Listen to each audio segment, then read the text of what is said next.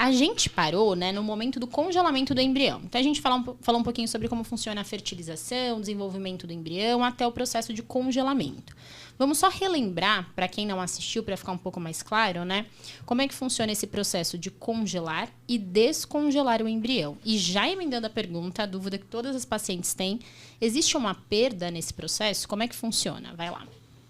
Bom, na verdade é o seguinte, o fluxo que a gente tinha conversado no podcast passado, então é importante que vocês assistam o podcast passado para relembrar. Mas pegando da metade do fluxo para frente, do desenvolvimento embrionário para frente, a gente espera até o 5º dia, geralmente, ele pode ser congelado no 3º ou no 5º dia, e no 5º dia a gente congela esse embrião. Ele tem que ter uma qualidade mínima para ser congelado. Também teve um podcast que a gente fez de qualidade embrionária, que é importante vocês assistirem. Sensacional. Que você viralizou na internet, por sinal, só queria lembrar. Ah, é? Não tô sabendo. Qualidade de moscas. Qualidade de moscas. Pra quem não viu esse, por favor, assista no YouTube. Você não pode só ouvir no Spotify. Exatamente. No Spotify só vai ouvir umas tossidas só.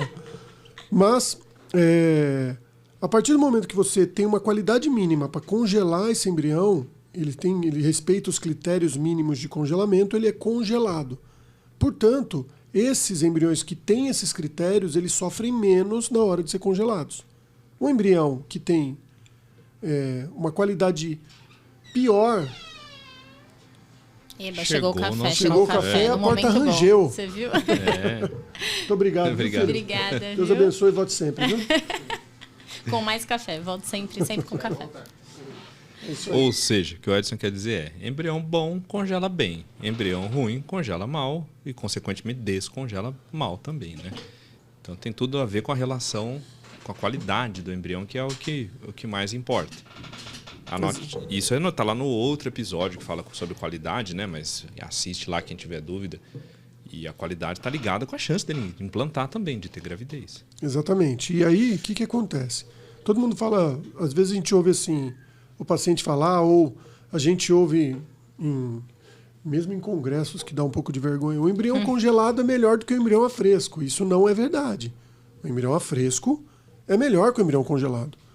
O que acontece é que quando você congela o embrião, você pode preparar o útero melhor, e aí a paciente, a mulher, ela tem um período que se chama janela implantacional.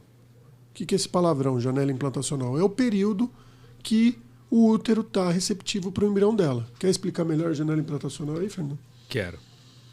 Vocês já devem ver lá quando a gente estava no colégio, na 6ª série, depois no 2º grau, que agora como é que chama? Ensino médio, toda hora muda de nome. Eles entregam muita idade, toda vez hora muda. Não é mais científico?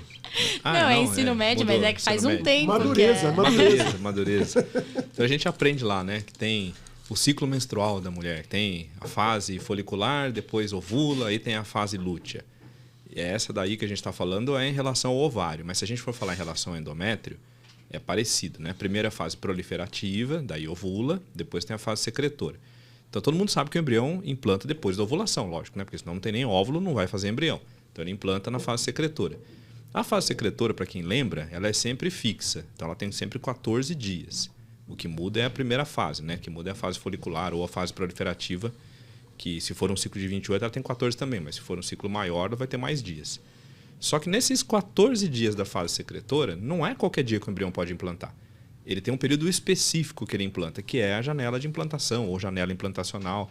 É nesse período que ele consegue grudar no útero. E esse período, a literatura médica fala que é de 5 dias. Alguns autores, e eu também acho isso, que é um período menor do que 5 dias. Para mim é um período de 2 dias só. Ou até menos, dependendo dos casos. E é bastante interessante, porque se qualquer distúrbio na implantação do embrião está relacionado com um monte de coisas da gestação. Quando eu fiz o meu doutorado na Inglaterra, o local onde eu fiz o doutorado era justamente um centro que estuda a implantação embrionária e distúrbios reprodutivos, distúrbios uterinos reprodutivos. E a gente consegue ver um monte de coisa. Por exemplo, pacientes que têm aborto de repetição.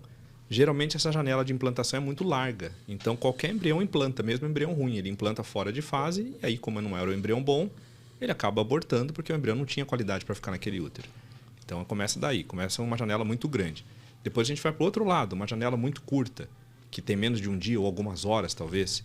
Aí você pode fazer várias transferências de embriões de alta qualidade, eles nunca implantam. São os casos que a gente fala de falha de implantação, que você coloca 2 embriões de alta qualidade, ou melhor, 2 vezes, né, embriões de alta qualidade, e eles não implantam no útero, pelo menos. Então é o outro oposto. Janela de implantação muito curta.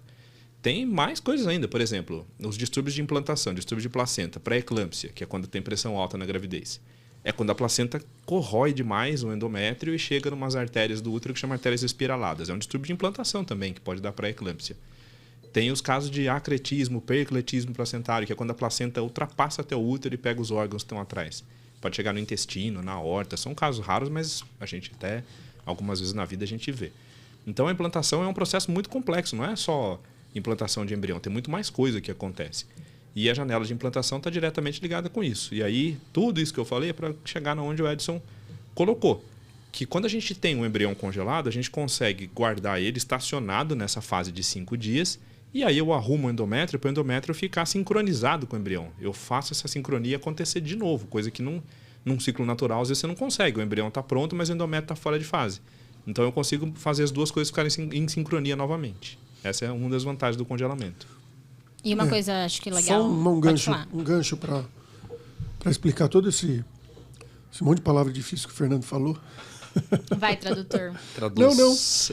Não, na verdade, assim, é importante saber que toda vez que você toma hormônio, que você está tomando hormônio, essa janela, esse espaço, esse período que o útero fica receptivo para o teu embrião, ele pode desviar. Isso chama desvio de janela implantacional. Portanto, mais ou menos 20% dos casos, 20% a 30%, ainda não se sabe muito bem, você pode ter esse desvio dessa janela implantacional. E aí, toda vez que a gente fala embrião criopreservado, embrião congelado é melhor do que o embrião a fresco. Não é uma verdade, porque não tem a ver com o embrião. Tem a ver com a receptividade do útero. Então, se você toma hormônio naquele ciclo, você pode ter uma janela implantacional deslocada. Eu ia falar desviada. Deslocada. Né? Tá certo não tá também. Também desviado. Então, o importante é, primeiro, saiba que o seu médico vai saber o quanto você está respondendo aos hormônios e ele vai ter o raciocínio clínico junto com o embriologista para saber a qualidade dos embriões e para discutir com você se esses embriões devem ser congelados ou transferidos a fresco. Então, o que a gente tem que saber é que existe um risco de, mas não necessariamente está acontecendo naquele momento.